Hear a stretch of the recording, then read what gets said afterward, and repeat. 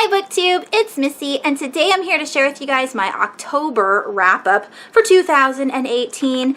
And look at this lovely pile. Look at it, love it. Yep, all of those books. I read a total of 8 books and 1 graphic novel. No, I lied. I read a total of 7 books and 1 graphic novel, but still that's really good for me. I'm super excited. And check out this pile. These are they've all been started. They just weren't finished during the month of October. So I did some damage last month and I'm very proud of myself. Thank you very much. All right, let's start with the worst book. I can't say of the year because I'd have to look back through all of the books that I've read this year. And I've read 73, I think, so far. But this is one of them. This is one of the worst books that I've read this year. And that is The Turning by Francine Prose. Now, when I purchased this off of Book Outlet years ago, I don't know if it was last year, the year before, who cares? It looked cool, right? It's a haunted house. You're like, yeah, look at that amazing, built house. It's a black house. It's creepy. And the premise is amazing. But it was just boring, super boring. And then when you go into Goodreads and you look at the star rating, it's like 2.62, something close to that. I didn't realize it was such a low-rated book before I purchased it. But let's get on with the review. So it's about a boy named, I have no idea, what's his name? Jack. Yep, I read 2 books with Jack. So Jack is 16, 17? Is he in high school? Maybe he's a senior. I think he's a senior because he's talking about going to college. We're going to call him a senior, so maybe he's 17 years old. That was my first problem with the book. So Jack is this senior in high school. When I think about how I sounded in my thought process as a senior, it was a lot more mature than this Jack is. When I think of Jack, I think he's 13, 14, maybe like an 8th grader, maybe a new freshman in high school, not a senior on his way out to becoming a college student. So that was a pet peeve right away. So we have Jack. He has been offered a job from a man that his girlfriend's father knows. So he has a girlfriend. Her dad doesn't like him, but her dad has a friend who needs a nanny over the summer. And so the father tells the friend, hey, Jack's available. And the man talks to Jack and he says, hi, I have a niece and a nephew that need to be watched over the summer. I'd like you to, entertain them, teach them sports, stuff like that. But basically, you're going to be there as their companion over the summer. And I don't care what happens at the estate. Don't call me for anything. And Jack's like, okay, whatever. So he gets on a boat, which is a ferry, to go to this island that the house is on. And on the island, the house is the only thing there. So nobody else lives on this island but this house and the people that inhabit, the island themselves. Anyways, so Jack's on the ferry and he sees these weird things happening, and this elderly couple tell him of the tragedies that have happened at this house on the island. And he's starting to get like weird feelings like, ooh, maybe this isn't a good place to go if there's been murder and all this other stuff that's happened there. But once he reaches the island, the caretaker, the housekeeper or whatever, the cook and everything, comes to pick him up, and she's totally modern, and he's like, oh, well, I guess there's nothing to worry about. But once he meets the children, who are very children of the corn, he's thinking, oh, these kids are very strange. They're young, so they should be more playful, but they're very strict and, well-mannered and super behaved and super smart, and so it kind of weirds him out. And now he's supposed to be there for, I think, like 8 weeks. And slowly he starts becoming more and more agitated as the weeks go on. He becomes more paranoid. Things start happening at the house. He starts seeing like ghosts. The stories don't match up from the housekeeper to the people on the ferry and so forth. And he starts getting more and more aggressive, not physically, but verbally. So he's like telling his girlfriend that he wants to break up and how she's, you know, doing all these things with other people. And it's not true, but he's more and more paranoid as time goes on. So even though I'm making this sound amazing, it wasn't. Because it's really slow, it's super boring. Jack is a terrible writer. And the fact that this entire book is written in letter form, which I thought would be super cool because I've read many books like that. This wasn't very good. It has letterheads, as in it has date entries, but the things that he's saying to his father and his girlfriend are things that are happening like right now, but it's almost like he's telling, I don't know how to explain it. It's a regular narration of any story, but he's like breaking it up in letter form for like chapters, and it just doesn't work. Because none of this stuff would be in a letter. Like you can tell people things in a letter, but they can't see what you're doing in a letter, even though you are describing it. But it's not describing it. I'm not making any sense, am I? Regardless, it doesn't work. I don't recommend this book if you have it on your shelves. It is short enough to give it a go, but it was kind of lame. Like I said, I gave it 2 stars. And I'm giving this away. So if everything that I said is still something that you are interested in reading, this will be in a giveaway. So there you go.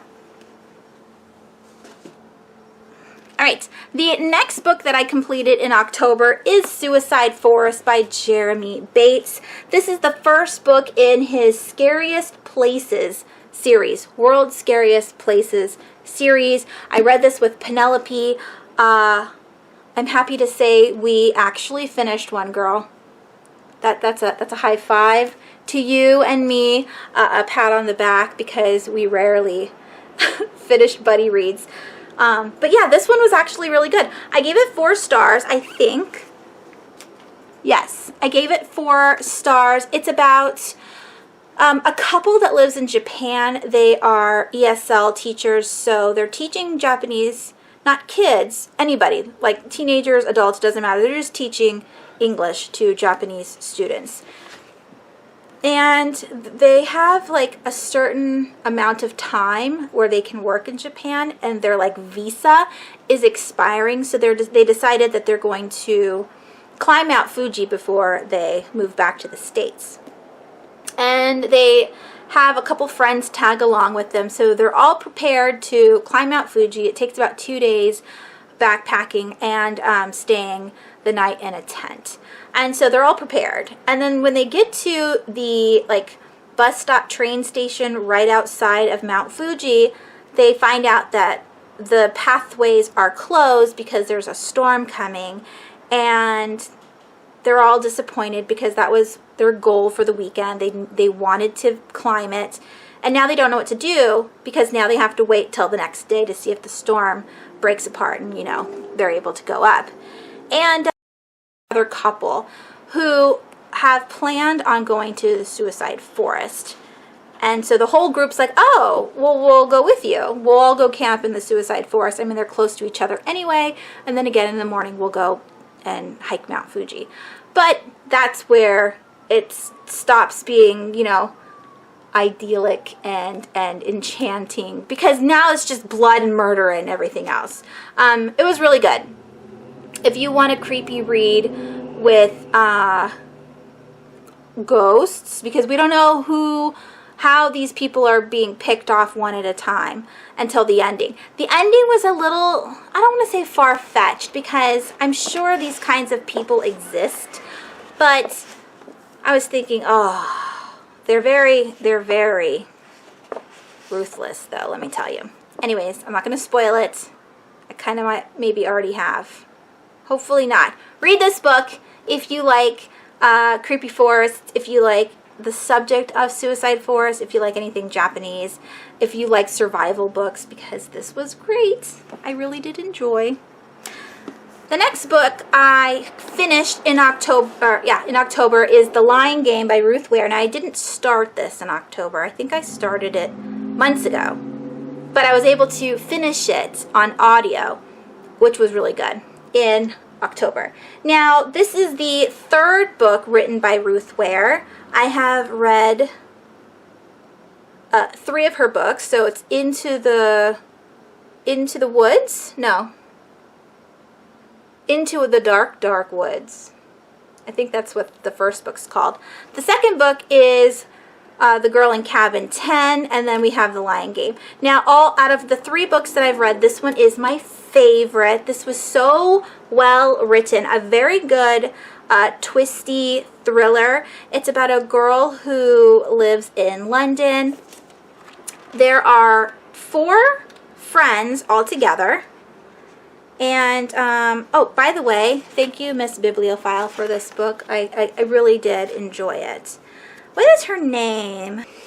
So our main character, which I cannot remember what her name is to save my life, she goes to a boarding school when she's in high school.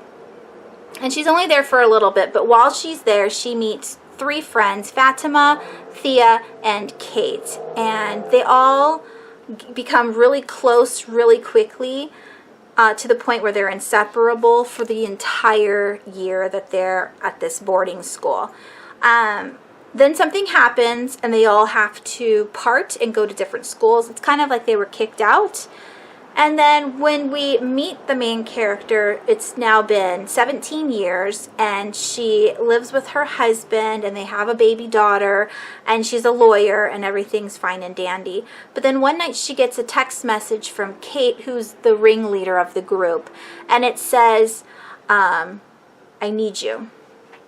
And that's their like key phrase, that it's an emergency and everybody needs to come together as soon as possible. So the main character, tells her husband, I gotta go, I'm gonna go see Kate, la la la. So she gets there and Kate starts to just telling her stuff that she just does not want to hear. Bad things that have happened to them in the past is now in the present, and they're all freaking out. And Fatima comes and Thea comes, and they are all trying to decide what lie they're going to tell the police when they come knocking on the door. Like, they said something 17 years ago, and they all need to stick to the story. But the cool thing about this book is it's written in like stages. So the first one, let me show you here. A dark, dark wood. Not in the dark, dark wood. Just a dark, dark wood. This one's called Rule 1, Tell a Lie. And then it goes from there. It's like when to not lie, when to give up, yada, yada. So this is a murder mystery like all of Ruth Ware's books. And every time I thought it was somebody, it wasn't. And I was getting frustrated because I'm thinking, who else is there? The ending is phenomenal. I gave this book, what did I give it? I gave it 4.5 stars. It was almost perfect. Almost perfect. Such a good read. Definitely worth listening to on audio if you like audiobooks. The narrator does really well with all the different accents that you would find around the UK. And yeah, I thought it was so good and heartwarming, and there's a scene at the end that's so beautiful and romantic, and yeah, just so good. Definitely pick it up. If you haven't read a Ruth Ware book, skip the first 2 and just pick up this one. I've heard this one and one of her other books, the newest one that just came out, are by far the best of the 4 that she has written, which means that she's getting better over time, which is a good thing. So pick up this book. So good. Thanks again, Miss Bibliophile. I loved it. The next book that I finished in October is Tales from a Talking Board. I don't know who wrote it? Ross E. Lockhart is the editor. But this is 14 short stories all about the Ouija board or the talking board. Yeah, this one. I have gone back and forth whether or not I even wanted to keep this collection of short stories. Because truthfully, I don't think I would ever pick it up again. I really don't. I love this cover, and this is the only reason why I want to keep the book, because it's a Ouija board. But I could just technically buy a Ouija board. And if I wanted that as a prop, I could just have one in my house instead of this book cover. I got this in my Nocturnal Readers box. And it makes me so sad every time I talk about them. Anyways, yeah, 3.5 stars. I'm going to talk about the 4 stories I actually liked out of this collection. They weren't awful. They just, like they weren't like Corpse Cold when I told you about those collection of short stories. These ones are creepy. They just are, they're kind of weird, like super out there, and you're thinking, that doesn't make any sense. So I really liked Pins. Pins is about a mom on the run. She's got twin girls, and the whole time they're driving across country, the mom keeps telling the girls that they're on a road trip, and they're like, oh, when's Daddy coming? Daddy's not coming. I don't know why Daddy's not coming, but he's not. And as she goes to a psychic, and the psychic, you know, tells her it's this much money, the girls insisted that she go and see the psychic. And the psychic does the reading and realizes, ooh, your future, your present, your past is too dark for me. I can't help you. And she gives the money back. That's the short story. I don't want to say anything else in case you do want to read this, but that's kind of like a good summary of the short story. The next one is Deep into the Skin. That one was really good. It's about a man who is a tattoo artist, and there has been a murder among the tattoo artist friends. And one night when he's cleaning up the shop to leave to go home, 2 strangers come in with a girl that's tied up, and they look really creepy, like they're going to be there to kill him if he doesn't cooperate. So they ask him to tattoo a Ouija board on this girl's chest, and he does so, and that leads to some bad stuff, which again I'm not going to tell you. That one was really good. I like that one. And then we have Questions and Answers. Questions and Answers is such a cute story.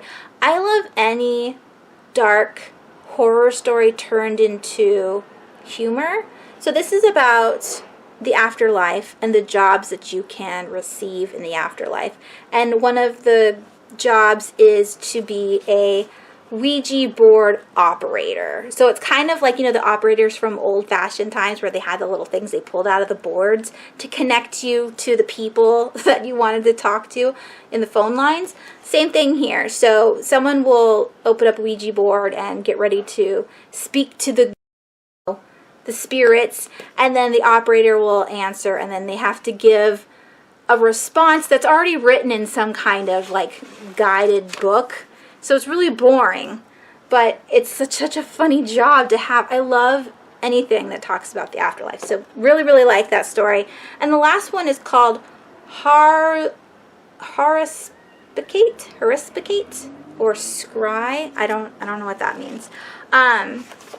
But I liked this one too because,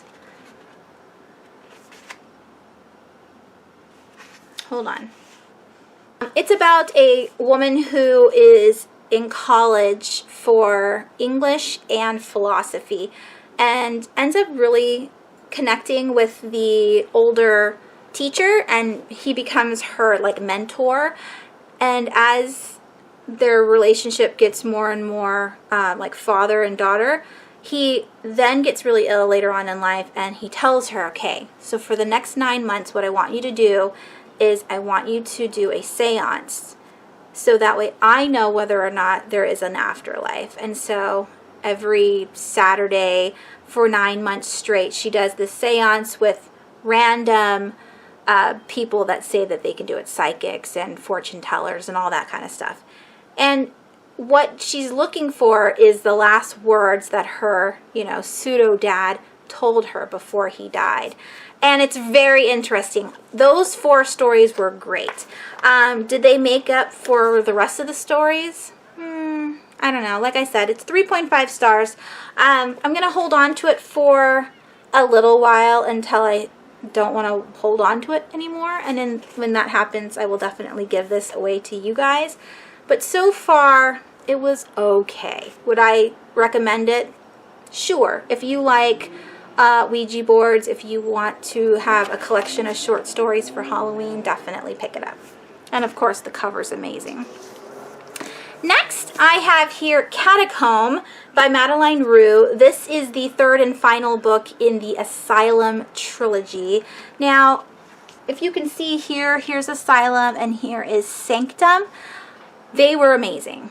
Asylum is about an asylum. It's about Jack Crawford going to a college over the summer to see if he wants to go there, when he graduates high school. And he meets up with these 2 kids there as well. They become friends. And they find out that the college that they would like to go to was actually an asylum back in the day. And at the bottom of the school, in the basement, they still have things set up, like all of the torture chambers and all of the experimental equipment. And the kids get really creeped out. And Dan learns some things in the first book, and we as the reader is like, no way. And then in the second book, Sanctum, there is a secret society that is connected to the school and the asylum. And again, you're like, no way. And then you get this book, and I'm thinking, I started this last year. After 50 pages, I put it down to pick something else up. Completely forgot everything that I read. Restarted it on audio. The narrator's awful, just awful. He made the book super boring.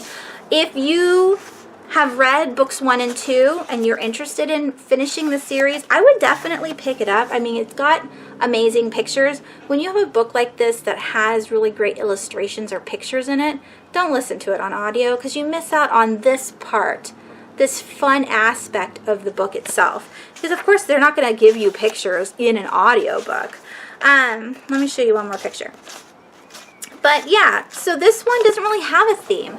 The friends are heading down to New Orleans to drop off Jordan, which is, one of the 3. And while they're down there, they learn about the Bone Artists, who is kind of like an underground mafia, but for like voodoo. Like they take the bones of the dead and they turn them into talismans or curses, and then the spirit cannot rest because they've been, messed up. Their bones aren't together. Now they're like drifting in this like in-between state, and they're getting mad. So they have restless spirits. And I guess that would be the theme. If you like, Southern Gothic tales or voodoo, then you might like this book. I just thought it was really boring compared to the first 2. Also, Dan's a little whiner. And the fact that him and his girlfriend, Abby, don't really have a relationship. He keeps calling her his girlfriend, yet they don't hold hands or even talk to each other like their boyfriend-girlfriend. So it's not really... It's such a weird thing. It doesn't make any sense. They don't even need to be boyfriend-girlfriend. They could just be friends. Like Ron, Hermione, and Harry before 7th year. They were all just friends, right? I don't know. Dan wants more. Abby's not interested, and it's kind of boring. And yeah, I gave this book 3 stars. It was slow and not as entertaining as the first 2. I did like the ending. I wish it was a little bit more fleshed out. But otherwise, I can't get rid of this book because it's part of the series and it would look stupid with just the first 2 books up there. So I'll keep this one, but just know that this is a terrible ending to a pretty fun YA trilogy. That's That's all I can say about that one. All right, next we have Rooms here by Lauren Oliver. I have never read a Lauren Oliver book, and this is the only adult book that she has. She's only written YA, so this is her one and only adult book. And when I first picked this up or heard about it, I could have sworn this was a horror read. And when I think about horror, that is a umbrella term for subgenres, obviously. But this wasn't scary, and it was supernatural, but not enough. It was paranormal, but not enough. It's basically, well, I mean, they are ghosts. Let's just leave it at that. There's ghosts, but it's not creepy. This is a family drama. So, there you go. It's a family drama, but it was really good. I listened to this on audio as well, and this one had a full cast, which I always love listening to different characters. So we have is about the family Walkers, or the name of the family is the Walkers. Anywho, the man of the house, the father, has just passed away. His wife and him got divorced 10 years ago. He's got 2 children. There's Mina, or is it Mina? Minna. Her name's Minna, and the son's name is Trenton. There's a huge gap between them, 12 years, so that's a big difference in my eyes.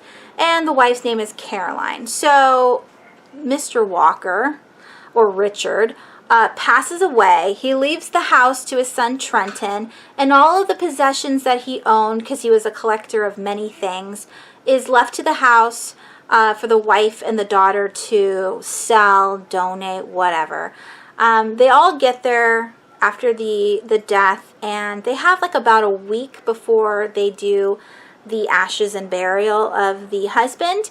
So they have about a week to get rid of the things. And that entire time, we learn all about the Walkers, each one individually, what their pains are, what their pasts are, why they are who they are. And then on top of that, we learn about the ghosts that live in the house. There's Alice, and there's Martha. I think the other ghost name's Martha. And they bicker all the time. It's kind of like they're sisters. Alice came first. She owned the house before everyone else did. And then she passed away kind of in old age. And then like 20 years later, Martha ends up living in this house in Coral River. And then she is murdered. And then so her ghost is left behind in the house. And now we have the Walker family. And we just learn about each individual. That's basically it. There's no scariness to the story itself. It's if you like contemporary, you will like this book. It is family drama. The mom's an alcoholic. The daughter is she's very promiscuous because she's trying to fill some kind of void that she missed in her childhood.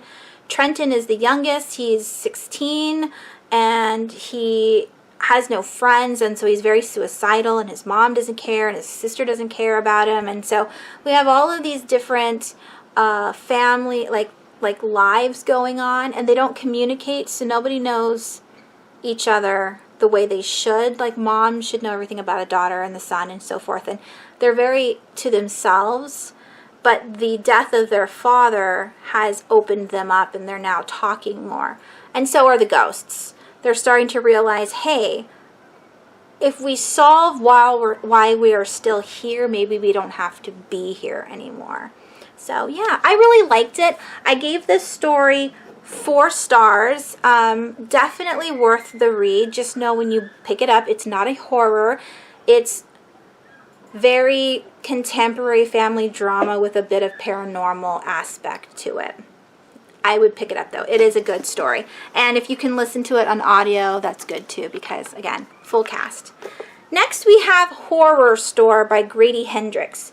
I don't know if this is his first book he's written, but this is the first one I purchased from him, and I bought this years ago because this is kind of like a horror story in an IKEA-like setting. I've never read anything like that before. It legit looks like an IKEA catalog. Everything in here is amazing. There's so much detail to the transition pages. This is a broca, or a couch, and it talks about why you would want this couch, what colors it comes in, the item number, this, like, how big it is and everything, the dimensions. It's so precise. And then what's funny is, as you go along, then you start getting more and more weird contraptions here instead of actual furniture. And it starts talking about torturing people. And it still has this familiar, it comes in these colors. So funny. I gave this story 3.5 stars. I'm still on the fence whether or not I want to get rid of it. It is so quirky, and it is by Quark Books. It's so quirky, and it's just so well put together that I don't want to get rid of it, but I don't think I'll ever read this again because the story itself is kind of boring. It's about a girl who hates her job at IKEA. All she wants to do is quit. But she knows she can't because she is way past due on her rent. Her roommates are going to kick her out because she's late on everything. She doesn't have a plan B. She can't go back to her parents' house. So she's got this job and that's it. But she's so bad at it because she's so lazy and she doesn't do what she's supposed to. She knows that sooner or later she's going to be fired. And that's going to be the end of her. She might as well just kill herself now. And one day her, the closest boss to her, because I worked at Target many, many moons ago, and you don't just have one boss, you have several above you. So her most direct boss of the day asks her to come back at 10:30 that night because they've been having some problems at the store where it seems like people are breaking in and vandalizing the furniture and, the walls and everything else. And so she doesn't have a choice in the matter because he says it's either this or, you can quit now or later. What do you want to do? So she goes back and bad things happen immediately over the night. And then it comes out to be like something so far-fetched and strange, but kind of good at the same time. It's so weird. But she's so annoying. I hate the characters in this book. Like, all of the characters are ridiculous. But the story's entertaining and the book is so well put together that it got a 3.5. If you like scary, silly stories, I mean, it's not silly. I don't think it's meant to be silly, or maybe it is. Maybe Grady doesn't take anything seriously. Regardless, it was entertaining, and I would read it. I would pick it up and read it. I did like the my best friend's exorcism better, but it wasn't too bad. And the final thing that I read in October is Nailbiter, Volume 1 by Williamson, Henderson, and Guzowski, Hill and Levin. This was great. I gave this one, what did I give this one? 4 stars. I love the illustrations. This really reminds me of Lock and Key. It is not even similar. Lock and Key is about a house with all these different rooms and a cursed family and a creepy town. This is about a creepy town who breeds serial killers. That's right. It's not the same tone or the same like sub-genre, but they're both good. They're both good, and the illustrations kind of are similar in a way. Maybe it's just the color palette. I don't know. Regardless, there's a man who is called to this small town. He doesn't want to go, and when he finally gets there, he's looking for his friend who told him to come up. The friend's missing, so he spends the entire book looking for his friend, all the while finding out that this town itself had so many serial killers come out of the woodworks. Now, they're such silly serial killers, too. Very specific. This one in particular, this man likes to bite the nails off of his victims to the quick and then kill them. for whatever reason. His pet peeve is nail biting, and so he kills people after biting their nails. There are other serial killers that like to burn people or other things. I don't want to like go into all of the different things, but it's really good. I liked it. I cannot wait to pick up volume 2. I got this from Book Off for $5, so that was good. And yeah, those were all of the books that I've finished and completed. So we have the 7 novels, we have the 1 graphic novel, and I watched Dane Cobain's video. If you don't follow Dane's Reads down below, check out his channel link. He's amazing. He's got a wonderful beard going on right now. But in his last video, he's talking about how when you do these reviews or when you're just talking about books in general on your channel, that you should show the spines, which I never do because most of the time spines are kind of boring. If there's a good spine, I will obviously show you the spine because end pages, spines, and these, I can't remember what these are called. Edges? Regardless, they're all cool. But I never give the spines out unless it's interesting enough to do so. So here's all the spines, Dane. Hope you enjoy all the spines. And also, he wants us to link all of the books, or at least name them all down below. So I will do that for you. I've had another person ask me that in the past, and I tried to do it more often. Sometimes I forget, but what I was mainly doing was giving you Goodreads reviews for all of the books that I had currently read that I had either talked about or reviewed, but I never put the rest of the books in there. But I guess I'll start putting all of them.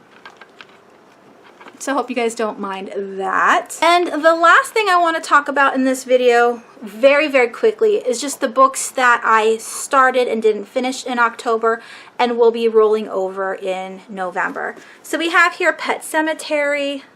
These spines are amazing because they're colored. About a family that moves to northern Maine. They used to live in Colorado. There is a pet cemetery behind their property. If you've seen the movie, it's really freaky. I'm at the part with Gage and the kite. I haven't reached the scary part yet. I turned it off because my son was in the car and I didn't want him to hear a baby dying. So I will listen to that on Monday. Not looking forward to it. But this is great so far. I've had people tell me that this was going to give me nightmares, and I'm sure they're right. It's pretty scary. Then I started... Oh man, is it Nyctophobia? Nyctophobia? I can't remember. It's from Christopher Fowler. I started it. I'm on chapter 5. And now that I'm thinking about it, I have no idea what I read, which is usually typical until I get to about the midway point of a book. The very first couple chapters, I haven't established a relationship with the characters yet, so I don't remember names or places or anything unless something major happened. This, however, has stood out to me, not as in I know who the people are, but I know I want to continue this one, especially since when I was reading it I didn't want to put it down, but it was bedtime and I had to. So definitely looking forward to finishing this one. And I believe, oh, that's right. Now that I've said that, this is about a wife and her husband who live in Spain, and she's going to be buying a house that's connected to a mountain, and the house is very eerie. It was built like 100 years ago. There's these secret rooms that she doesn't have access to yet. She just sent her husband there with her. There's lots of weird stuff that's going to happen. I can feel it. So this is really good sounding. Then we have Burnt Offerings here by Robert Marasco. This was on a must-read horror list, and we just so happened to get it in the Nocturnal Readers box as well. So I'm looking forward to continuing. I got to page 9, so I didn't get very far in this book at all, and I don't remember what I've read, so I'm going to have to browse back through the first couple pages that I did read, but this is also about a haunted house. Then we have Pen Pal here by Dathan Arrowbach. Again, I don't remember anything that I've read so far in this book. I'm on page 17, which sucks because, oh, actually, I was like, that sucks. 17 pages is a lot, but really, I've only read 2. You can't see that. See, it says footsteps. The first 2 pages, and you're already on I'm already on page 17 after reading 2 pages. I wish they wouldn't start the book until chapter 1. Like, who cares? Make the Roman numeral numbers at the beginning of the book and then start number 1 on chapter 1. Why would you start it on page 14?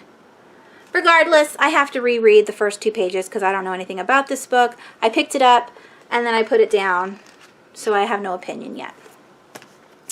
Then we have Off Season by Jack Ketchum. This was blurred by Stephen King about how it being so scary that you won't be able to sleep until Christmas. I am currently 50% into the book, as you can see here.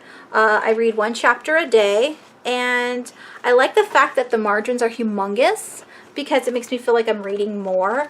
It is in parts, and each chapter is a time frame. We have 3 groups going on. We have Carla. She's in a log cabin-y kind of house in the woods to take a break from work. You know, she's supposed to be there to like write, but also to get a little bit of a break. And then we have her friends that are going to come and see her soon. And then we have the cop that lives in town. And all the while, there's the villains of the book, and they're cannibals. And yeah, 50% in, and only now bad things are happening. So when people say, oh, this is the best, it's so slow. It's so slow. Like, get to the good stuff. Right now it's the good stuff. The one girl has already been tortured, her throat slashed, and yep, lots of gore coming my way.